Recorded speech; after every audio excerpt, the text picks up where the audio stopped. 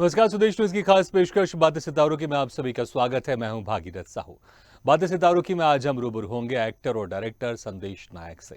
संदेश नायक का जन्म मध्य प्रदेश के होशंगाबाद में हुआ। संदेश नायक ने 8th क्लास से ही रंगमंच पर अभिनय करना शुरू कर दिया था। फिर पढ़ाई पूरी करने के बाद मुंबई का रुख किया और वहां शाहरुख खान और ऐश्वर्या राय अभिनीत फिल्म जोश से फिल्म जगत में कदम रखा। फिर फिल्म से सलाम इंडिया, मछली जल की रानी है, लव शगुन में अहम भूमिका निभाई है। इसके बाद कई दूरदर्शन के सीरियल में भी काम किया है और एक सीरियल हमेना में मुख्य भूमिका निभाई है। फिर धारावाहिक कैरी, रिश्ता खट्टा मीठा, तोता वेट्स मैना, शुभ मंगल में दंगल और साथ ही जावेद जाफरी के साथ comedy show JBC, Kader Khan के साथ कॉमेडी शो ट्रिपल एन, चंगी पांडे के साथ रॉकी, आला रे आला में कई सारे किरदार निभाए हैं। संदेश नायक ने एक्टिंग के साथ क्रिएटिव डायरेक्टर का भी काम किया है, तो फिल्म लव शगुन के डायरेक्टर भी रहे हैं। इसके अलावा पुनीत इस्सर, गुफी पेंटल, सुरेंद्र पाल अभिनीत लोकप्रिय थिएटर प्ले महाभारत में क्रिएटिव डायरेक्टर और एक्टर भी रहे हैं। तो आज हम इनसे रूबरू होंगे और जानेंगे इनके अभिनय और डायरेक्शन के सफर के बारे में। और इस वक्त हमारे साथ सीधे जुड़ गए अभिनेता और डायरेक्टर निर्देशक संदेश नायक। संदेश जी, आपका बहुत बहुत स्वागत है स्वदेश न्यूज की खास पेशकश बातें सितारों की में। Thank you so much. संदेश जी, आप इतने सालों से आप काम कर रहे हैं इंडस्ट्री में। जब 8th क्लास में ही थे आप, तब से आपने रंगमंच करना शुरू कर दिया था। तो इतनी छोटी जो उम्र रहती है, इतनी छोटी उम्र में अक्सर लोग मस्ती करते हैं और सोचते हैं कि स्कूल के बाद कहाँ जाना है, किधर जाना है, कैसे मस्ती करना है। ये ज़्यादा चीज़ें दिमाग में चलती रहती है और फ्यूचर में क्या करना है इसको लेकर ज़्यादा बच्चे उस वक्त ज़्यादा सोचते नहीं हैं। बस मस्ती और पढ़ाई लिखाई जो मम्मी पापा प्रेशर डालते हैं कि बेटा पढ़ लो। क्योंकि मुझे लगता है जब मैं 8th क्लास में था उस वक्त तो मैं ज़्यादा पढ़ाई की तरफ भी ध्यान देता नहीं था, वो तो डर के मारे में पढ़ता था मैं। तो 8th क्लास में आपने रंगमंच शुरू कर लिया था और ये एक ऐसी कला होती है जिसमें मुझे नहीं लगता कि मम्मी पापा कभी फोर्स करते कि बेटा तू एक्टिंग करने चले जा। ये खुद से एक अंदर से एक होता है कि मुझे ये करना है, मुझे डांस क्लास में जाना है या मुझे पेंटिंग क्लास में जाना है। तो 8th क्लास में कैसे आपको लगा कि मुझे इस एक्टिंग की फील्ड में जाना है, मुझे रंगमंच ज्वाइन करना है? सबसे पहली बात तो मेरे ख्याल से जो कहावतें होती है ना, वो बड़ी करेक्ट होती है जी। जैसे बोलते हैं पूत के पांव पालने में दिख जाते हैं। हाँ तो वैसे ही कुछ शायद था। हाँ। तो भोपाल में बाल भवन है, जवाहर बाल भवन। जी। तो वहां मैं उसके पास में मेरी मामी रहती थी।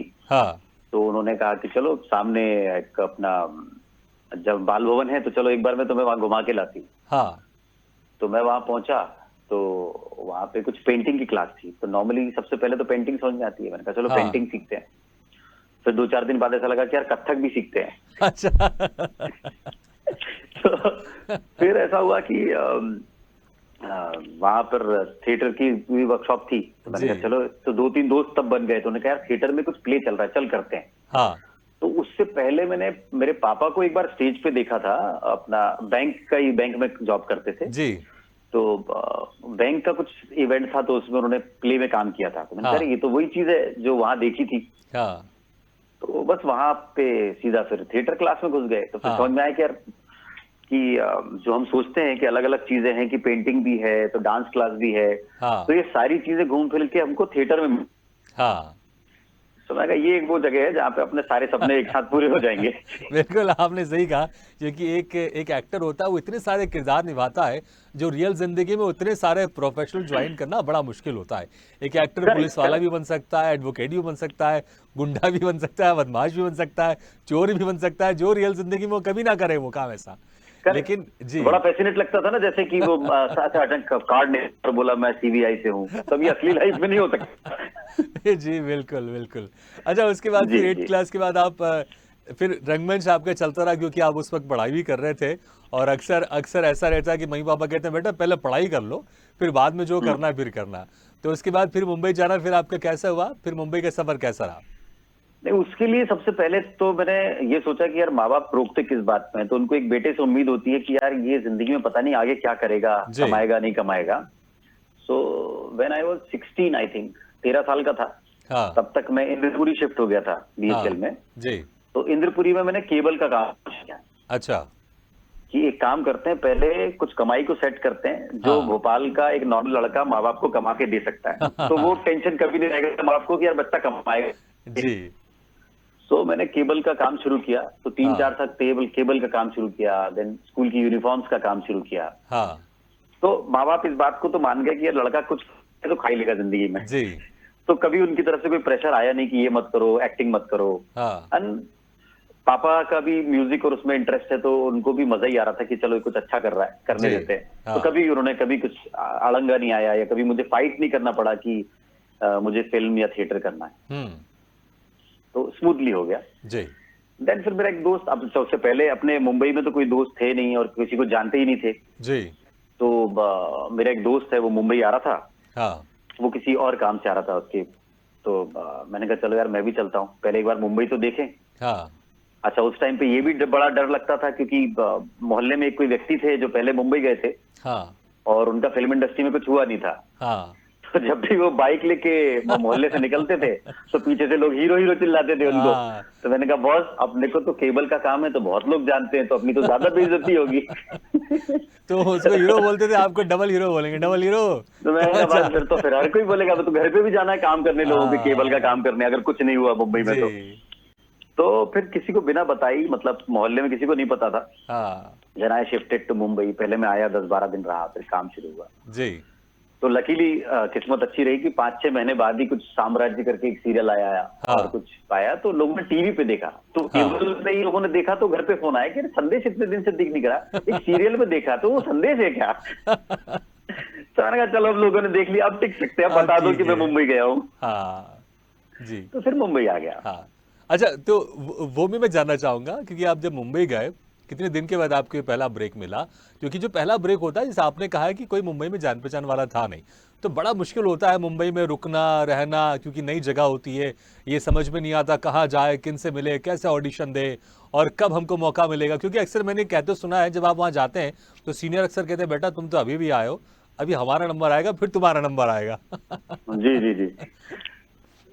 नहीं, वो तो बिल्कुल होता ही था। और जी। जब मैं लकीली जा रहा था तो भोपाल में पहले सोचा नहीं था कि कहाँ जाऊंगा, कहाँ रहूंगा। हाँ पर वही होता है कि जब आप चाहते हो तो कुछ रास्ते बनते जाते हैं। बिल्कुल। तो वहीं केबल में पड़ोस में वो थे, तो उन्होंने बोला यार हमारे कोई पहचान वाले हैं, तो उनका परेल में कुछ चौल में या कहीं घर है, हाँ तो बात कर लो, अगर उन्होंने अलाउ कर दिया तो जी। मैं उनसे मिलने गया और उन्हें आई थिंक 200 रुपए महीने में हाँ परेल में कुछ चौल जैसा उनका घर था। हाँ तो उन्होंने हाँ बोल दिया। तो मैंने हाँ। कहा चलो, सबसे पहला ऐसा है कि बैग रखने की जगह तो मिल जगह जाएगी, मिल फिर गई। सोचेंगे आगे क्या होने वाला है। हाँ क्योंकि एटलीस्ट आपको एक डेस्टिनेशन पता होता है तो आपका फियर थोड़ा कम हो जाता है। बिल्कुल बिल्कुल।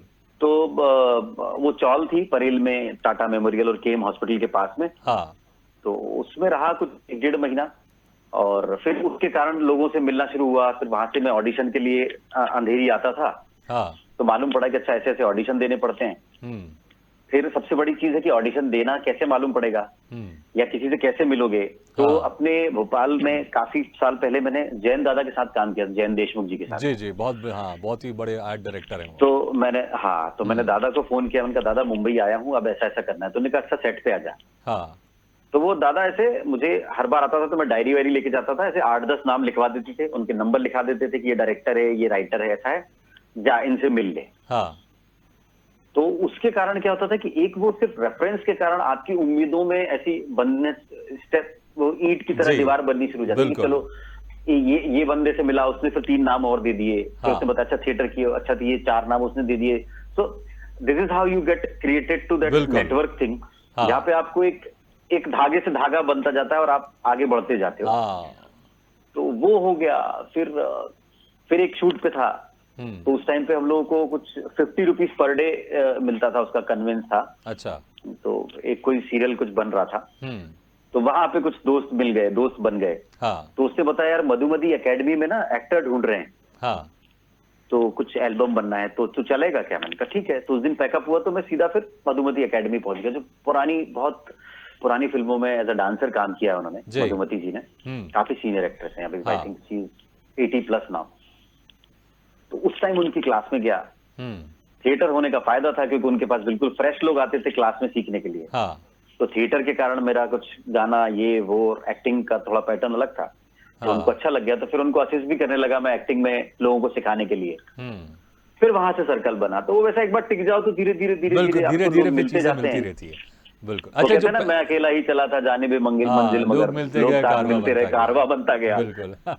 अच्छा जो बस पहली वही फ़िल्म थी हुआ वो था। आपकी थी जोश, जिसमें जी। शाहरुख खान, ऐश्वर्या राय, शरद, और आप जो गैंग था दोनों का, एक तरफ शाहरुख खान, एक तरफ शरद का, और शरद वाले गैंग में आप शामिल थे, क्योंकि पहली फ़िल्म इतनी मिचुल बड़ी है। मिल जाना और एक गैंग में रहना, क्योंकि फिर उसके बाद जब गैंग में जब आपको पता चला कि यार मुझे गैंग में रहना है और शाहरुख खान के अपोजिट जो गैंग है उसमें रहना है, तो आपको बड़ी खुशी हुई होगी कि यार पहली फ़िल्म मिली है, क्योंकि कम से कम ये तो होगा कि डायलॉग कितने हो कितने नहीं हो बात की बात है, लेकिन मैं दिखूंगा तो बहुत सारा मैं, और क्योंकि मुझे, और शूटिंग तो मेरी होगी बहुत सारी, ये नहीं कि एक दिन का गया 2 दिन गया, ये नहीं होगा कम से कम।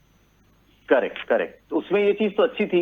और मेरा एक दोस्त था, तो उस टाइम नीरज बोरा जी राइटरिंग कर रहे थे। हाँ।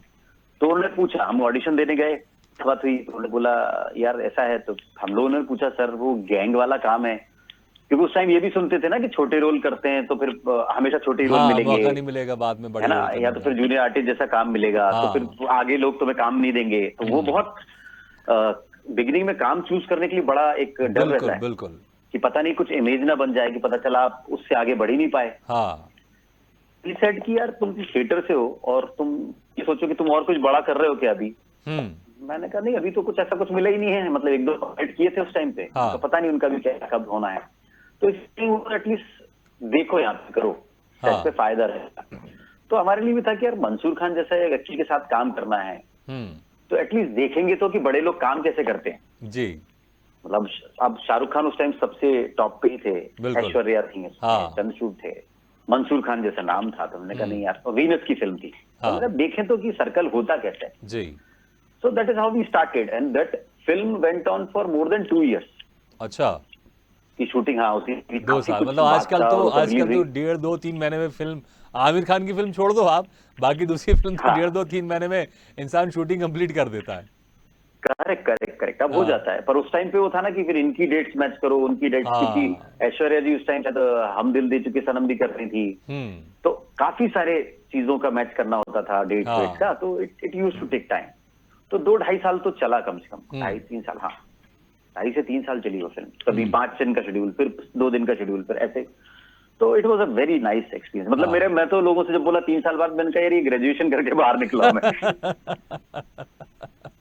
बहुत कुछ आपने उसमें फिल्म सीखा है जी। फिल्म स्कूल का एक ग्रेजुएशन हो गया ये, वैसा था। हाँ। अच्छा उसमें मंसूर खान जी ने भी कुछ खास कहा था, क्योंकि अक्सर आप सेट में घूमते रहते थे, बाकी जो कलाकार थे वो शूट होने के बाद अपने वैनिटी में या कहीं और चले जाते थे, लेकिन आप अक्सर सेट में घुमा करते थे, तो कोई खास बात उन्होंने कही थी मंसूर जी ने, क्या कहा था उन्होंने आपसे? हाँ, वो एक चीज थी, लकीली वो अब तक मेरे अंदर है, हाँ। कि फिल्म का क्रिएशन में मुझे बड़ा इंटरेस्ट रहता है, फिल्म मेकिंग के क्राफ्ट में। जी। तो मेरा ये था कि यार अब इतने किलोमीटर दूर अपन आए हैं घर छोड़ के, जी। तो अंदर तो नहीं बैठना है, देखना है कि सब चीजें होती कैसी हैं, या हाँ। दूसरे एक्टर काम कर रहे हैं तो वो सोचते कैसे हैं, या डायरेक्टर काम कर रहे हैं वो कैसे सोचते हैं, क्योंकि इतना बड़ा कैनवास में सेट वेट, मतलब उस टाइम पे कुछ मुंबई में जो सेट लगा था वो 2.5 करोड़ का था, अच्छा। हम्म। तो काफी बड़े बजट की फिल्म थी। तो बिल्कुल, मैंने मतलब कहा यार अंदर का तो अपन उस कभी भी वक्त देख, का 2.5 करोड़, मतलब आज तो शायद 20 करोड़ होगा वो। 96 97 का 2.5 करोड़ रुपया, जी बिल्कुल। तो पूरा गोवा बनाया था उन्होंने। हाँ। तो मैंने कहा यार घर पे और कमरे में तो रह लिए, अब मुद्दा सेट पे रहने का है, तो हाँ। मैं कॉन्स्टेंटली सेट पे होता नहीं था, इसमें यहाँ पे ना आदत के हिसाब से। घर होगा, कमरा होगा, कुछ हजार का होगा, इतने बड़े सेट में रह रहा हूँ मैं 2.5 करोड़ के। हाँ, मतलब उस पे रहूं ना मैं, बाकी तो पीजी रह ही रहा था, तो एक कमरे के अंदर बैठना ही था, तो वो जी बैठ ही लेंगे। बिल्कुल। तो मैंने भी नहीं रियलाइज किया, पर जब फिल्म खत्म हो रही थी उसके आखिरी दिन मंसूर साहब ने मुझे बोला कि यार संदेश, मैंने तेरे को ऑब्जर्व किया है हाँ। कि इतने टाइम से तेरा वो भी नहीं गया, शौक भी नहीं गया, इंटरेस्ट भी नहीं गया, जी। फिल्म इतनी लंबी चली है, and you always been on the set. Shot खत्म हो जाता था, then you don't go in the makeup room, हाँ। सिट ऑन द सेट, और ऑब्जर्व करते रहते तो कहीं दूर से, तो वो ही यूज्ड टू ऑब्जर्व मी कि ये कहीं और बैठा हुआ है, देख रहा है कहीं, हाँ। मुझे नहीं पता था कि वो देख रहे हैं, बट ही सेड कि इस इंटरेस्ट को तू अलाइव रखेगा तो you can become a good director one day. बिल्कुल, और मुझे लगता है वो उन्होंने पहचान लिया था आपके अंदर खूबी कि हाँ, वो आप क्या सोच रहे हैं और आप क्या करना चाहते हैं, इसलिए फिर आपने कई सीरियल, आपने दूरदर्शन की जो सीरियल हम है ना, उसमें आपने लीड कैरेक्टर आपने निभाया है, आपने क्राइम शोज के कई सारे एपिसोड्स किए आपने, और बहुत सारे जावेद जाफरी जी के साथ, कादर खान जी के साथ आपने कॉमेडी शोज किए आपने, और फिर आपने एक फिल्म भी आपने डायरेक्ट की जिसका नाम है लव शगुन, और ख़ास बात ये है कि जो जी। इसकी प्रोड्यूसर है वो आपकी वाइफ है ईशा नायक जी। तो फिर जी, कैसे, कब आपको लगा कि अब मैं फिल्म बना सकता हूँ और मुझे अब फिल्म बनानी चाहिए? 2011-12 में मैंने एज अ क्रिएटिव काम करना शुरू किया, एज अ हाँ। ग्रूमिंग डायरेक्टर काम करना शुरू किया। कॉमेडी का महामुकाबला एक शो था स्टार पे। सो उसमें जावेद जाफरी नहीं अपना अर्शद जी थे, श्रेयस तलपदे रहे जी। और शेखर सुमन जी थे, सुनील ग्रोवर थे। तो उसमें हाँ। ऐसा होता था कि इन लोगों को टीम्स को ना जो गैग्स होते हैं, जैसे कॉमेडी सर्कस में गैग्स होते हैं, हाँ। तो वैसे गैग्स होते हैं। तो वो गैग्स हमको डायरेक्ट करके उनको ट्रेन करना होता था, सीन बताना होता था कैसे करना है, क्या जी। करना है। और थिएटर का फायदा ये होता था कि थिएटर किया था तो हर डिपार्टमेंट में काम किया है। हाँ। तो मतलब कई बार ऐसा होता है कि आपने असिस्ट भी किया होता है, आपने जी। बताया भी होता है। तो वहां से लगना शुरू हुआ कि यार अब कुछ फिल्म पे आगे बढ़ना चाहिए, करना हाँ। चाहिए। और ड्रीम तो ऐसे ही होता है ना, एज अ फिल्म मेकर काम करना है। बिल्कुल। और बचपन से आप देखते हो कि राज कपूर साहब को देख रहे हो कि फिल्म मेकर हैं, वो एक्टर भी हैं, डायरेक्टर भी हैं, प्रोड्यूसर हाँ। भी हैं। So that becomes a whole projection of your dream. बिल्कुल। तो वहां से लगना शुरू हुआ कि नहीं, अब इंडस्ट्री में ऑलरेडी मतलब 2011 यानी 15-16 साल हो चुके थे। हाँ, 16 साल, 20 साल हो चुके थे। जी। तो मैंने कहा नहीं, अब थोड़ा सा एक स्टेप चेंज करना चाहिए। और भगवान की कृपा रही कि मैंने कुछ फिल्म पे काम करना शुरू किया, फिर वो असेंबल भी हो गई, फिर हाँ। वो बनना भी शुरू हो गई। तो it was like a dream come true कि अरे वाह, जी। मतलब सब एक्टिंग करते करते अब आप डायरेक्शन पे पहुंच गए हो, बिल्कुल। काम अच्छा, करना शुरू किया। एक्टिंग So करते that- वक़्त तो बाकी चीज़ों का टेंशन नहीं लेना पड़ता है। आप बस जाते हैं, अपने डायलॉग बोलते हैं और जो आपको कोई एक्टर के साथ जो भी आपको प्रैक्टिस करनी है, आप कर लेते होंगे। लेकिन जब एज़ अ डायरेक्टर कर रहे हैं और जब प्रोड्यूसर आपकी वाइफ़ है, ईशा नायक जी, और ट्यूनिंग जो होगी आपकी, उस बारे में तो पूछूंगा कैसे ट्यूनिंग थी, लेकिन फिर उन चीज़ों को सारा सिर्फ आप उसमें, क्योंकि आपने उसमें एक्टिंग भी की है, लेकिन पूरा चीज़ें संभालना पड़ता होगा। एक फिल्म बनाना बड़ा मुश्किल काम होता है, फिल्म शुरू करके कंप्लीट करना। तो किस तरह की परेशानियां आपने फेस की जब आप फिल्म बना रहे थे, जो एज ए एक्टर काम करते वक्त आपको कभी लगा नहीं कि इस तरह की परेशानियां भी आ सकती हैं जब एक फिल्म बनती है? तो सी एज एन एक्टर जब काम करते हैं तो सबसे बड़ी बात यह कि आप जब आपको पैशन से आप एक्टिंग कर रहे हो तो it is kind of a paid holiday for you. बिल्कुल सही कहा आप आपने, अलग अलग बिल्कुल सही कहा लोकेशन, आपने हाँ, कि घूमो क्योंकि भी फिरो भी। मतलब उस टाइम सुनते थे कि अरे शम्मी कपूर साहब बोलते हैं कि गर्मी के दिनों में मैं सिर्फ वहां पहाड़ों पे शूट करूंगा। तो मैंने कहा, यार ये लाइफ करेक्ट है? पगलों को बताते हो, आप वहीं रहते हो और काम करते हो। हाँ। सो वो चलता था। हाँ। और आप जब प्रोड्यूसर काम करते हो और एज अ डायरेक्टर काम करते हो तो लकीली वो डायरेक्टर प्रोड्यूसर जैसा काम कर ही रहे थे एक साथ। जी। तो ऐसा होता था कि स्विच ऑफ सेकंड्स में करना होता है। हाँ। क्योंकि जब एक्टर को समझाने जा रहे होते हो तो आपके अंदर का एक्टर जागा होता है, आप उसको सीन्स करके बता रहे होते हो। बिल्कुल।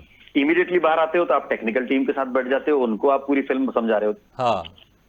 उससे पीछे हटते हो तब तक प्रोडक्शन वाला पीछे खड़ा रहता है कि सर ये चेक साइन करना है, ये वाला खाने का टिफिन का इतना इतना हो गया सर, अच्छा खाना आने में थोड़ा लेट हो रहा है, आप थोड़ा ब्रेक थोड़ा लेट करना है। तो एक साइड आपके पास 3-4 चीजें चल रही होती हैं। जी। तो ऐसा हो गया कि जैसे अपन स्प्लिट स्क्रीन पे 3 सीन एक साथ चला रहे हो, हाँ। कैसे सडनली वो आया, सर वो एक्ट्रेस का ये प्रॉब्लम हो गया सर, वो ऐसा ऐसा बोल रही है। फिर आपने अचानक बोला नहीं नहीं सर वो अभी तक तो नहीं हो पाएगा सर, वो ऐसा ऐसा बोल रहे हैं सर। तो लाइट का ही हो गया सर, इसका वो हो गया सर, वो बल्ब फ्यूज हो गया सर। तो छोटी छोटी चीजें तो मुझे कि वो लगता है निकलने आप वाले थे इतना सर। एक्सपीरियंस थे इसलिए आपने इन चीज़ों को मैनेज कर लिया, नहीं तो कोई नया व्यक्ति हो तो वो एक्टिंग, प्रोडक्शन, सारी डायरेक्शन वो तो कर ही नहीं पाए इन सारी चीज़ों को लेकर, क्योंकि इतना सारा सब चीज़ों को मैनेज करना बड़ा मुश्किल हो जाता है। और जब पता है कि फिल्म जब बना रहे हैं तो हर 1 घंटे का, हमारा हर 1 घंटे का, हर 5-5 मिनट, अगर 5 मिनट लेट आपका हो रहा है तो आपका प्रोडक्शन तो मीटर चालू है आपका। अगर आपने फुल एक वो प्लान बनाया है 30 दिन की शूटिंग का, अगर वो 60 दिन पहुंच गया शूटिंग, तो आपका जो बजट है जस्ट डबल पहुंच गया।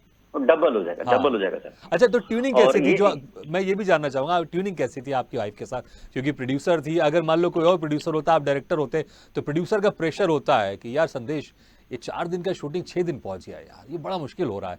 तो कैसी यहाँ पे ट्यूनिंग थी? कभी आपकी वाइफ ने बोला कि क्या कर रहे हो आप, शूटिंग आगे पीछे हो रही है, मतलब ऐसे कभी कुछ प्यार मोहब्बत वाली गहमा गहमी, या एज ए डायरेक्टर प्रोड्यूसर वाली क्या कुछ बातचीत?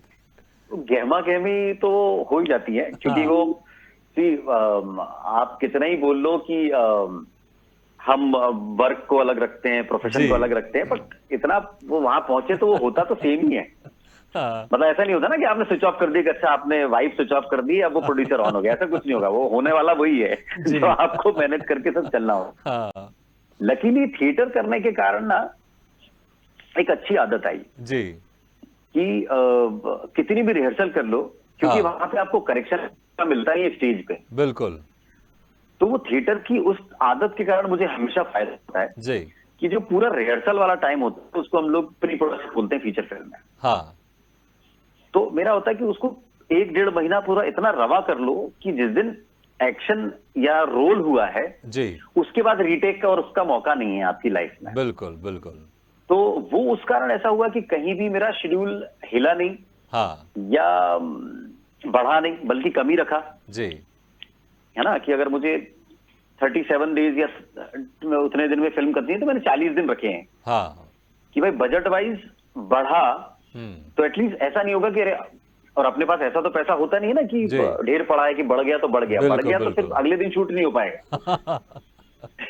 तो सही कहा इसलिए आपने, पहले जी। 40 दिन का रखते थे और कोशिश ये होती कि यार इसको 36-35 डेज में इसको कंप्लीट कम कर। करके हमें, जी, बिल्कुल। तो अच्छा वो एक आर्ग्यूमेंट कभी नहीं हुआ। बिल्कुल, तो बिल्कुल वो जो आपका एक्सपीरियंस रहा 20 सालों का और आपका जो थिएटर का एक्सपीरियंस रहा और शूटिंग करते-करते आपको समझ में आता होगा कि क्या कुछ परेशानियाँ होती हैं, इसलिए जब आप अपनी फ़िल्म बनाए तो उस वक़्त आपने उन चीज़ों को पहले से ही आपने ध्यान रखा, पहले से उन चीज़ों को कंट्रोल रखा कि ऐसी चीज़ें आ सकती हैं अगर मैंने लूज़ छोड़ दिया तो। अच्छा भोपाल करेक्ट। 26 स्टूडियो करके है, जो कि आपका है, तो हम इसके बारे में जानना चाहेंगे एग्ज़ैक्टली क्या है ये? सर जो सवाल अपना सबसे पहला था कि जब पहली बार मुंबई जा रहे थे तो क्या हुआ और कैसे हुआ, हाँ, वो थॉट मेरे अंदर हमेशा से रहा। हाँ। क्योंकि अभी ऑल ओवर इंडिया से मैसेजेस आते रहते हैं मेरे पास, लड़के के, लड़कों के, लड़कियों के, कि सर हमको शिफ्ट होना है, हाँ, कैसे होगा। अच्छा लड़कियों का आएगा कि सर ऐसा ऐसा शिफ्ट हो गए तो मम्मी पापा तो मान नहीं रहे हैं, हुँ, तो मैं क्या 2 महीने का टाइम लेके शिफ्ट हो जाऊं, कैसे हो जाऊं, जी। क्या होगा।